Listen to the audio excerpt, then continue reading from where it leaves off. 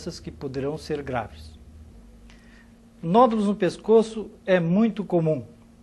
Qual de nós que já em alguma fase da vida não apresentou um nódulo no pescoço, também chamada íngua?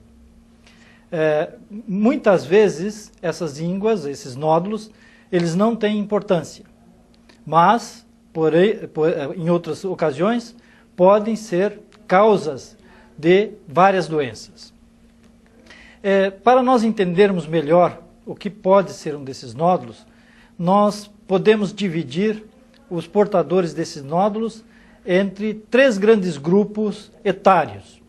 As crianças, que iriam desde o nascimento até cerca de 14 anos, o adulto, que seria dessa idade até os 50 anos, e aquelas pessoas com mais de 50 anos. Por que essa divisão? Porque as doenças que afetam esses grupos são diferentes. Nas crianças, o mais comum é nós vermos essas ínguas por problemas inflamatórios. Isso ocorre porque as crianças não têm ainda seu sistema imunológico desenvolvido e é o sistema linfático, ou seja, o responsável pela formação dos nódulos, que irá fazer com que se desenvolva esse sistema imunológico. Então, sempre que a criança entra em contato com um vírus, com uma bactéria, por exemplo, a manifestação poderá ser através de um nódulo no pescoço.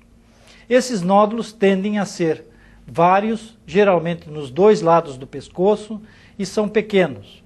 Se nós palparmos o pescoço de crianças, nós quase sempre iremos encontrar esses nódulos. E nesses casos não há necessidade de fazer nada. Com o tempo, eles tendem a desaparecer. Existem outros nódulos que podem atingir grandes dimensões, ou seja, um tamanho de 8 centímetros, 10 centímetros, 15 centímetros. Nas crianças, costuma estar associado a um grupo de doenças chamadas granulomatoses. Dentre essas granulomatoses se inclui a toxoplasmose, a mononucleose, a doença da arranhadura do gato e inclusive a tuberculose.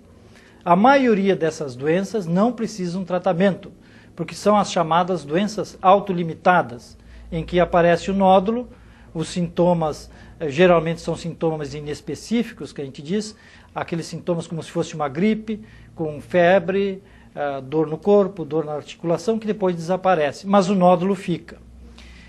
Esses nódulos eles têm que ser investigados.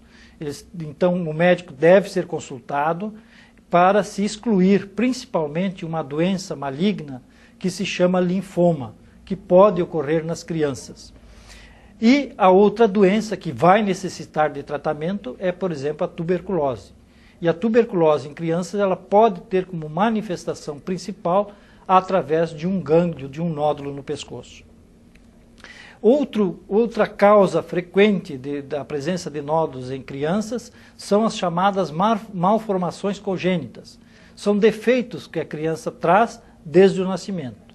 E aí nós temos 3 grandes grupos de malformações. Uma delas seriam os cistos branquiais. Os cistos branquiais eles se manifestam através de um nódulo que pode estar localizado no pescoço, semelhante a uma íngua. Naturalmente que o diagnóstico dessa doença, somente o médico é capaz de fazer.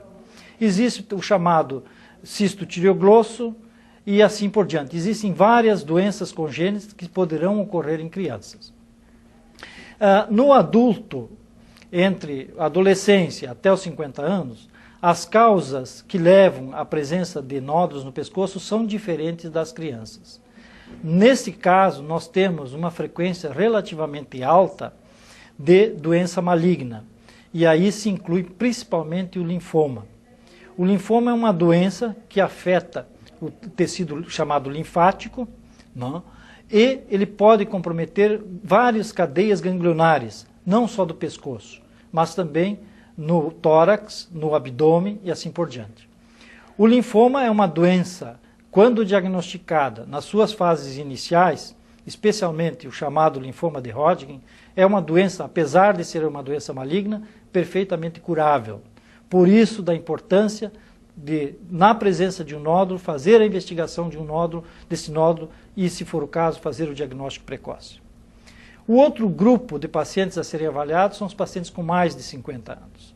E neste grupo é extremamente importante nós sabermos duas coisas. Se este paciente fuma ou se esse paciente bebe. Porque esses são os chamados fatores de risco para a formação dos cânceres na região da cabeça e pescoço. São os cânceres de boca, de laringe, de faringe, inclusive o de esôfago. Estão associados com o grande consumo de cigarro e álcool. Mas por que só aos 50 anos?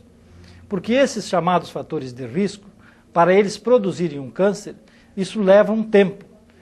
Geralmente tem que se fazer o uso dessas substâncias por mais de 30 anos.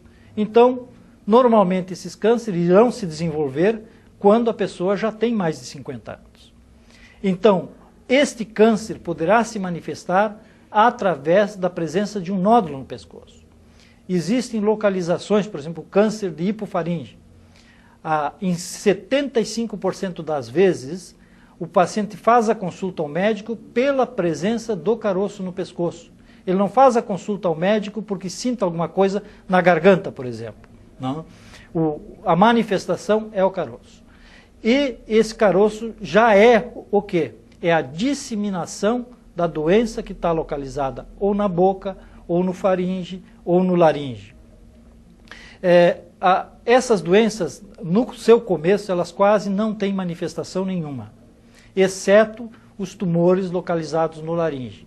Aqueles tumores localizados no laringe poderão precocemente determinar a mudança na voz, a voz mais rouca. Claro que todo mundo, em alguma fase da vida, teve um problema de rouquidão. Agora, se essa pessoa tiver mais de 50 anos e for um tabagista e for um etilista, essa rouquidão, se ela evoluir mais de 2 semanas, ela tem que ser investigada. Da mesma forma, se o paciente começar a sentir a sensação que a gente chama a sensação de corpo estranho, o paciente sente como se tivesse uma espinha de peixe na garganta, uma coisa desse tipo, é também um sintoma precoce de um desses tumores.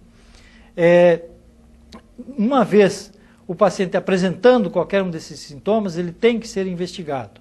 Por quê? A cura dessas doenças, e é possível curá-las, depende do seu diagnóstico precoce. Quanto mais precocemente for feito o diagnóstico, maiores serão as chances de cura.